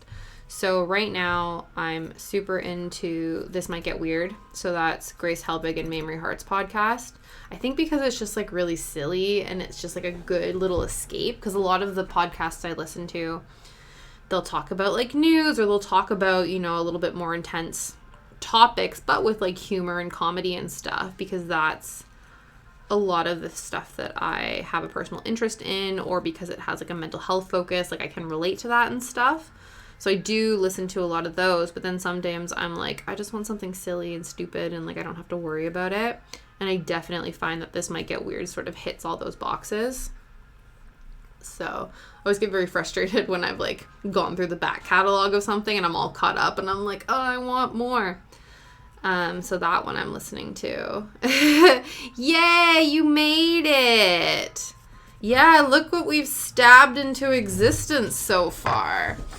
It kind of looks like a ping pong mallet right now that I'm looking at it.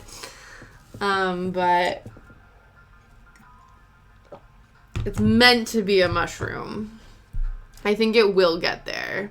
It kind of looks like a bit of a stunted ping pong mallet right now, though. But yeah, thank you. Thank you. I'm working on the like underside of the mushroom, because you find when you look at one face, like look at pictures of one, there's always like a little bit of the underside white of the mushroom that you find. So that's what I'm trying to do right now. I'm just beefing that up a little bit before I add a little bit more red just to streamline this section here. And then we'll add our little dots, which I'm kind of nervous about. I feel like I'm putting it off. I'm not sure if the best method of action will be to make the circles and then add the circles to it, or if I should attempt to do the circles actually on the fabric itself. Now that I think about it, I should probably do that and then cover this back after. I don't know, we'll see. It's also being covered by a pin back, so I don't know why I'm like obsessing about the back so much. So maybe I just don't worry about that. Let me just focus on the front. But yeah, so we'll see how it goes.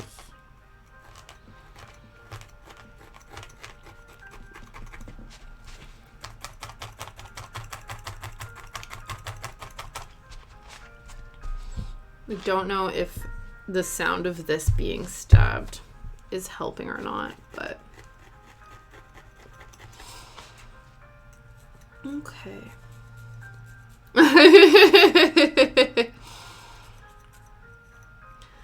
All right.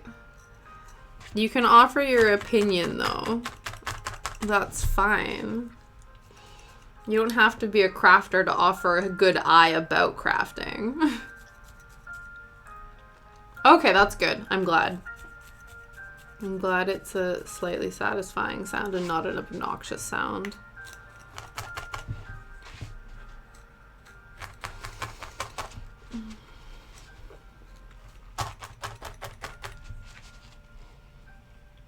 Okay.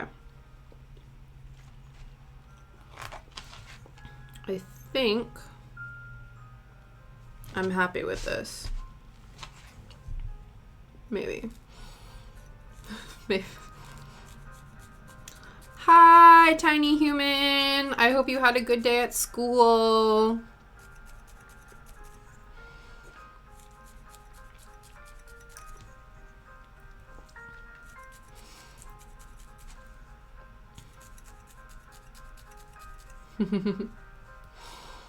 I hope you had a good day at school and that you're going to be nice and calm and chill and awesome for mommy and daddy for the rest of the day.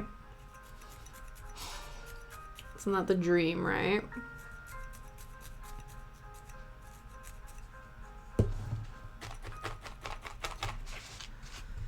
Okay. Sorta, kinda, maybe. Oh no. Someone needs to go run around and blow off some stink then. That's what my mom used to say. Go run around outside and blow the stink off of you.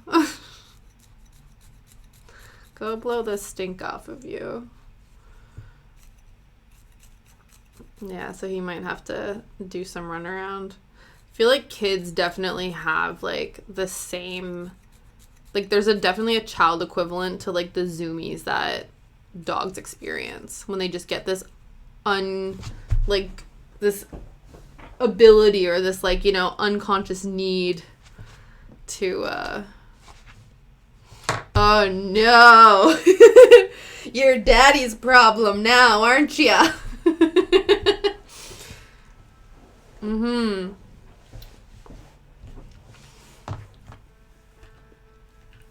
Yeah, I 100% believe that child zoomies is a thing. It's gotta be. Because I feel like we've just seen, like, involuntary spasms of energy that, like, children just have to get out, similar with dogs. I feel like all animals, like, you know, you just have that, like, ooh, I gotta, like, you know, get out and do stuff. Okay. This is cute. I'm happy with it. I still can't get over the fact that it kind of looks like a ping pong paddle. But hopefully, once we add some little dots to it, I think...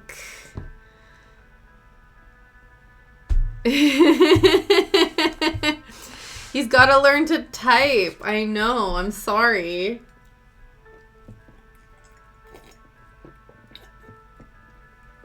What a strange concept, eh? That, like, you can hear and see me, but I can't hear or see you.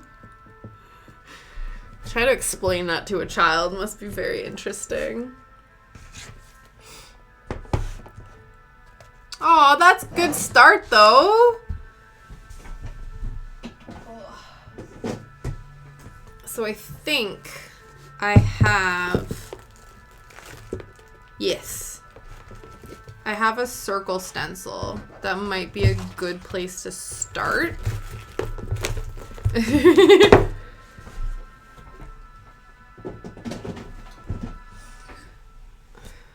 And then we can do a couple different sizes of these. Because the other thing, too, is it's like cartoon mushrooms. Like, they're not necessarily circular, like fully circular in their little dots. They're sort of like oblong shape. They're not like 100%. So we'll see if we want to go kind of like more cartoony or basically see what happens. We're not going for... There's a certain level. Okay. So basically what I'm going to do is just like take a ball of fluff. This might be too much. And I'm going to shove it in the mold and see what happens. I think we'll do this one. I'm just going to mute myself for a few ticks because I need a bite of my granola bar because I didn't have a snack and I can feel, you know, when you like start to feel like, you know, the hangers coming on. It's gonna be 2 seconds or else it's gonna get really loud.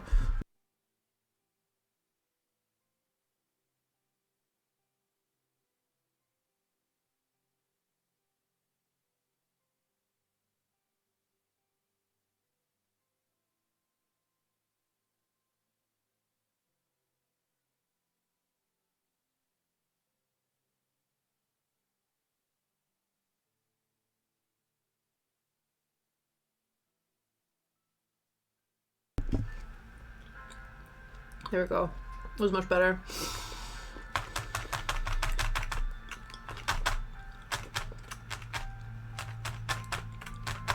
It was so necessary. Put it in a bit later. We'll see what happens. It might be really, really loud, but like there's some weird food ASMR for you, I guess. So we'll stab this. You can, well, it's white on white, so you can't really see, but we're starting to create. Oh, yay! Was that Nicole and J. Cole? Thank you so much for the follow. It always makes me so excited when I see my little alert because it's like a little cute teapot. Oh, it makes me so happy. I'm so excited to like, once I get to affiliate and then I get to see like all my subscriber alerts and things like that. Like, oh, it's going to be so much fun.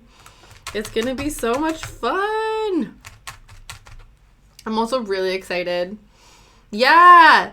I'm also really excited to like do emotes and stuff like that. Like I already have a few ideas floating around about what they're going to look like. I'm going to try to like source them myself, but I also think it would be really fun to pay somebody to make them for me to like really kind of capture the vision. So we'll see what happens, but I'm very excited about it. Okay. Yeah, I used Canva to make my alerts. So a lot of them are like Canva images and stuff. Use Canva for like everything. So I think there's an option to make emotes as well, but I feel like I want something very, very specific.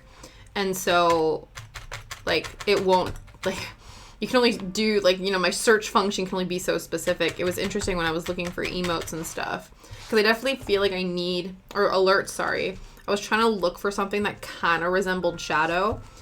And because he's such a very particular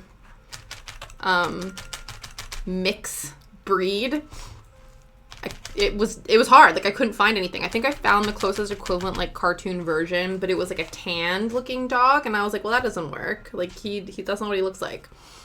So yeah, so it'd be really cool to get something very custom. I'm definitely thinking like a sleepy Shadow because this is, you know, what he's gonna look like the majority of the streams. Hey, Bubba. So we could have like a sleepy Shadow emote. I just think that that would be really cute. And then, okay, so this is a massive dot. We need to make it smaller. So maybe, because it was what, in this one? Maybe we can shove it in the smaller hole. That's what she said. Sorry, that was inappropriate. But yeah. So make this a bit smaller maybe. It's getting a bit more 3D, but once we like stab it into the mushroom, then it will level itself out. I've noticed that all of my favorite crafts involve sharp needles. Don't know what that says about me. Cross stitching and needle felting. I'm trying to think what else. Even like bead weaving. So like I like maybe Any hole's the goal. You nasty.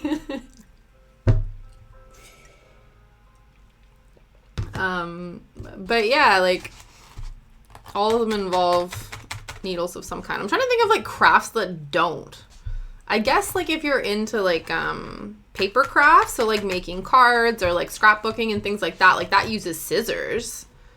So, like, you still are using sharp implements, but you're not using needles.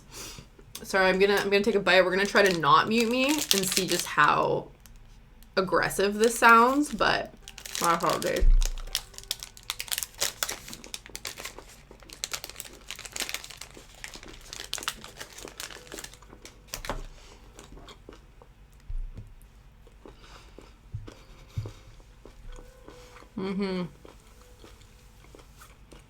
Okay. That wasn't bad. At least I don't know. Hopefully that didn't sound atrocious. But yeah. Okay.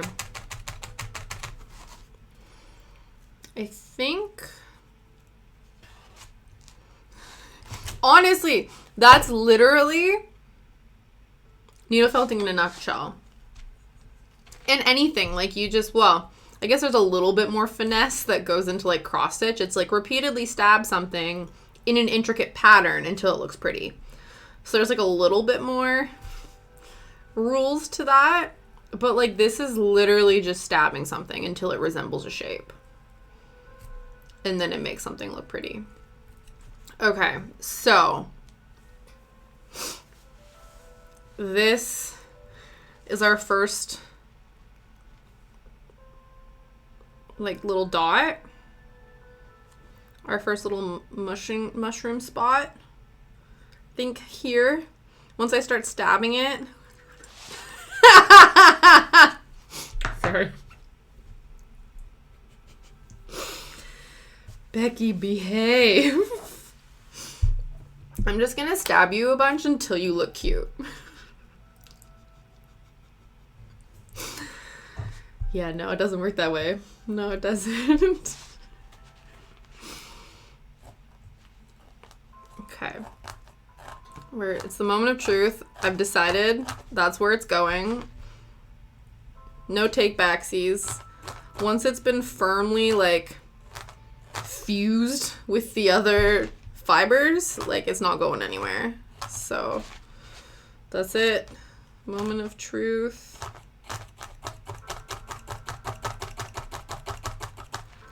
At least when you're just attaching something, like, it doesn't require a whole bunch of finessing. There we go. Ah, okay, this actually looks really cute. I'm excited now. I'm excited about it. Oh, geez. Stream's been going so well. We've only got like 10 minutes left. Might go a little bit over because, you know, we're celebrating our 10 followers. Now we have 11. Thank you to Nicole. So that's very exciting. So we'll see. We'll go a little bit longer. We'll go until we've applied. I feel like 3 dots seems like the right amount. Maybe 4 if they're like really, maybe if we do like a couple like really, really tiny ones. We'll see what happens.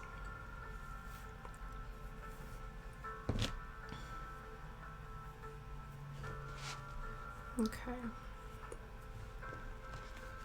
We'll try this one next.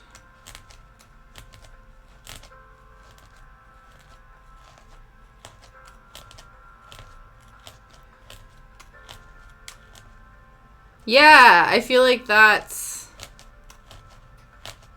like standard.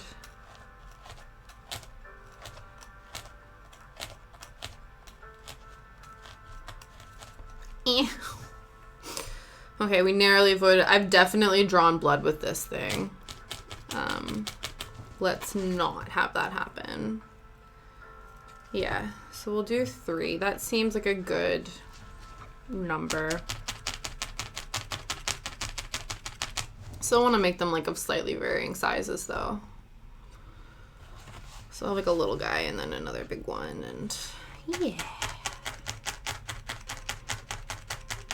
Because things in nature are not always are not symmetrical. Some of them are, though. Like, there's, you know, like Fibonacci sequence in like nature and stuff like that. Like, there's a whole bunch of, like, I don't know, like spiritual science about symmetry in nature. But for the most part, things aren't perfectly symmetrical. So I appreciate the multiple uses of the term blood.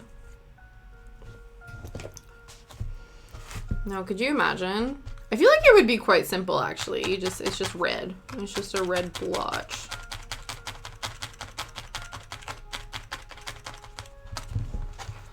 No, I can't draw, though. Well, I'm sure I could try, but it would take a lot of effort. Because I always see, like, a lot of the tutorials I see about emotes and stuff are like, here's how you do it with, like, Procreate and stuff. And I'm like, what if you don't draw? Then what? I guess it's get someone who draws to do it for you.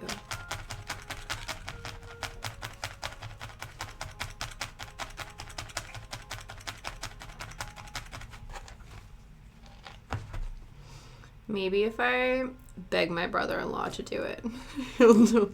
Oh, hello. Yeah, they're my leather finger condoms to prevent stabbings. But I also I also like the term wizard hats. Definitely.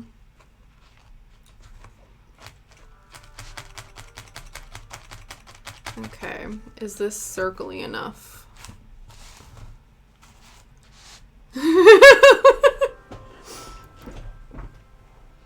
Hey, man.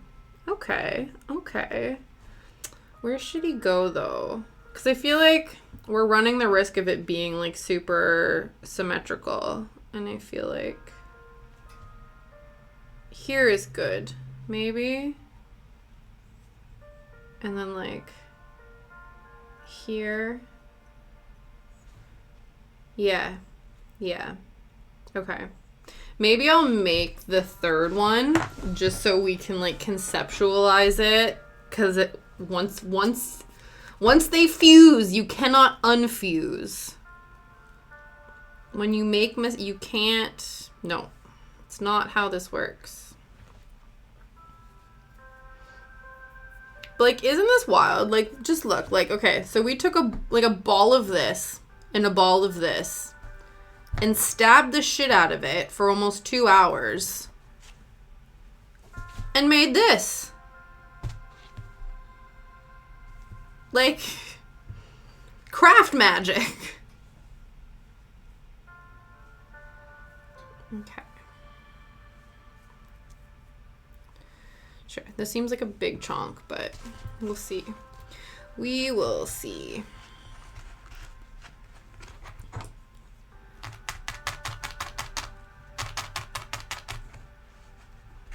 I know.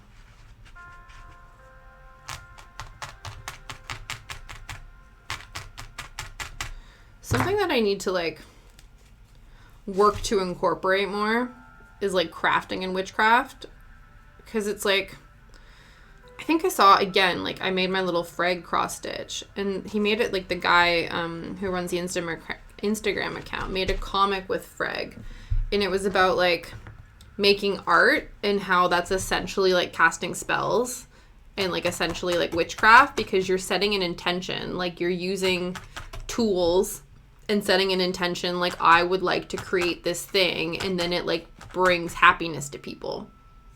It's like, is that not, you know, obviously not all spells and stuff are meant to bring happiness, but, like, if the intention is to bring joy by creating a thing, and these are the tools I'm using to create that thing, like, magic, spells, witchcraft, possibly.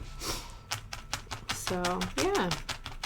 Just need to go into all of my crafting with that energy.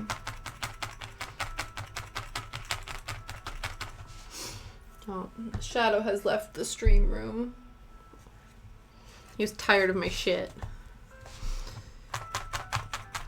It's good though. He hangs around for about like almost the whole 2 hours. And then he decides like, no, I'm going to go somewhere more comfy. And then he goes into our room and sleeps on our bed. Which, like, fair, you know?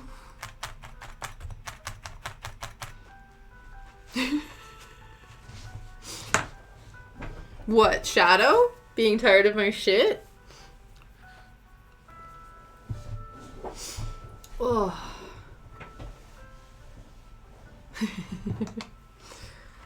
Yeah.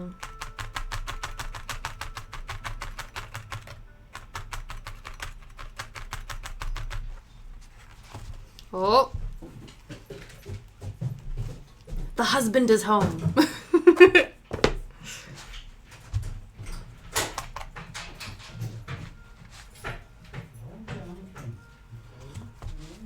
Do you not think that...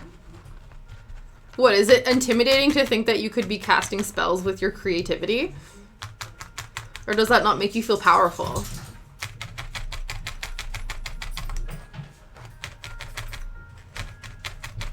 Yeah.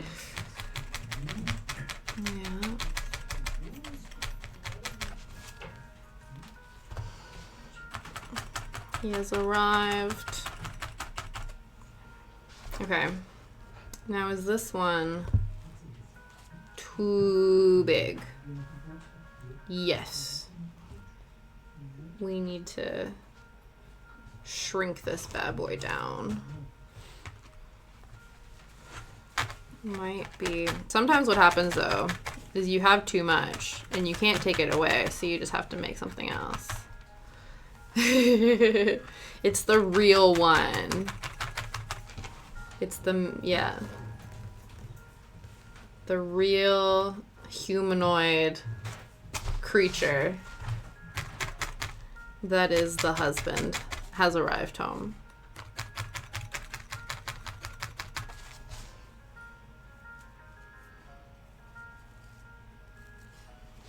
Yeah, I don't know. I think now we're getting to the point where this one is too chonky.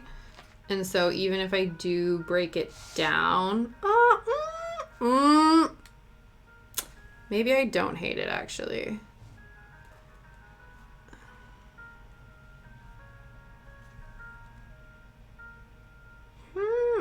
Okay. Okay. Oh!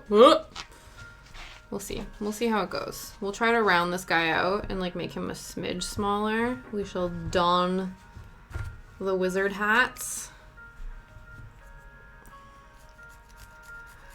The leather finger condoms to... See, and this is great. And now I can't, you know, I would have probably taken off a layer of skin by now if I didn't put these on to do this.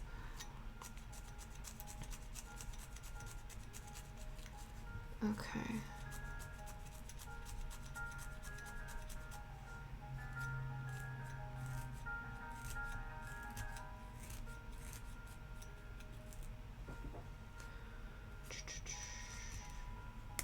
Oop. Okay. Okie dokie. Just getting a little bit more of a smaller circle.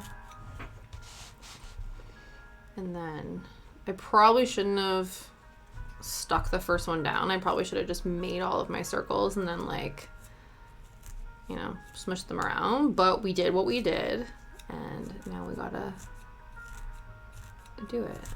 Just make it happen.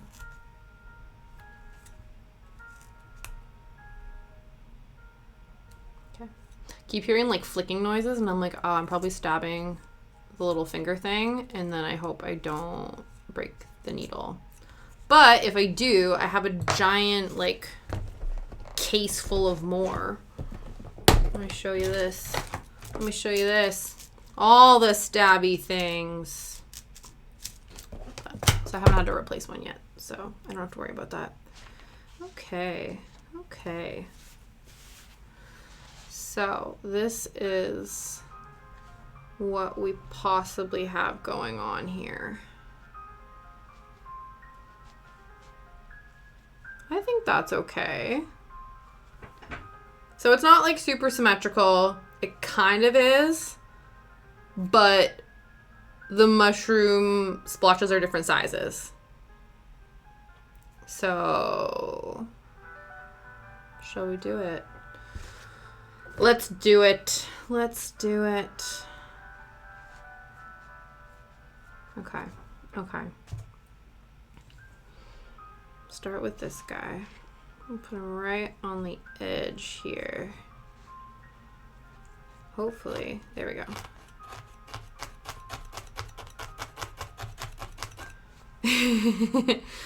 Excellent. I'm glad. Thank you.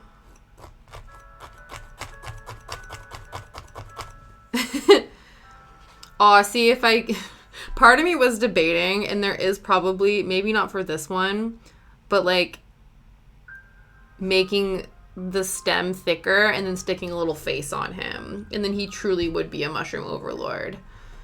He could be like, yeah, king of his little Forestcore mushroom kingdom. But right now we're going for semi-realism because, you know, not, we're not putting faces on our mushrooms just yet. But that could happen. Little anthropomorphic mushroom dudes. I think that could be a thing. He needs a crown. Wow. Okay. This one's real chonky. I think this one will be easier to solidify. So I'm going to try to make this a little bit off center just to... Okay. Yes. Yeah. Okay.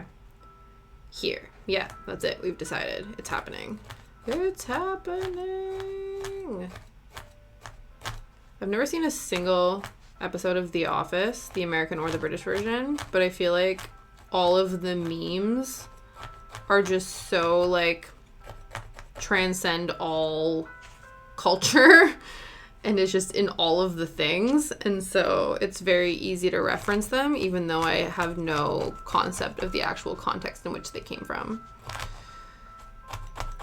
because I feel like that's definitely an Office quote, isn't it? It's like Steve Carell being like, it's happening. That's a thing.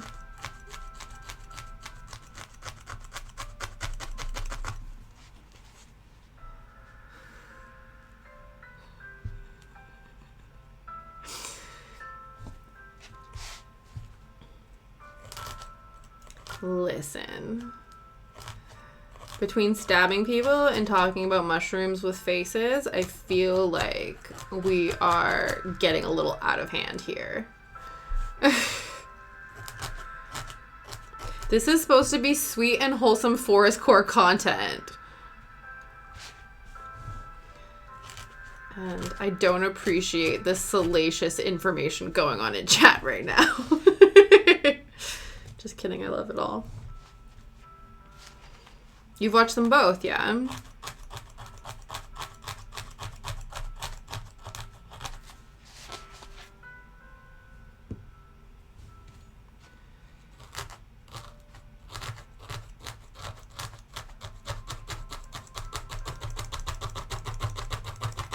Okay. Dun da da da da da da da da da.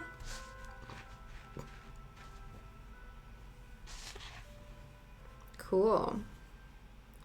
He's a little bit...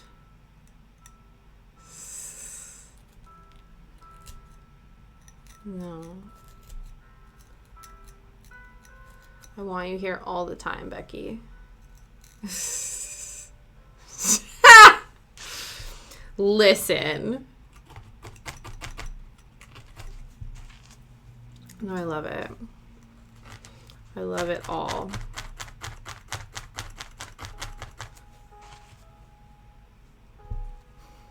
Okay.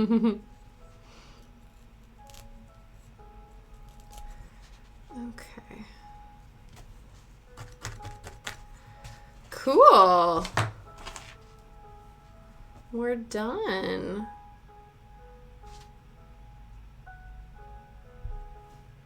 It's all right. We're just about ready to wrap up anyway. Thank you so much for being here. Thank you for your input on our cute little mushroom overlord. Okay. So yeah, that's not bad. And then we'll slap a pin back on that and call her a day. Like right there. I love it. We can even do a slightly bigger one.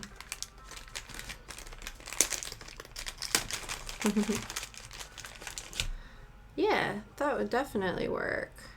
Cool. I think he would look very cute on a jacket or like holding a scarf together. Like I think this could work on a hat, on a bag.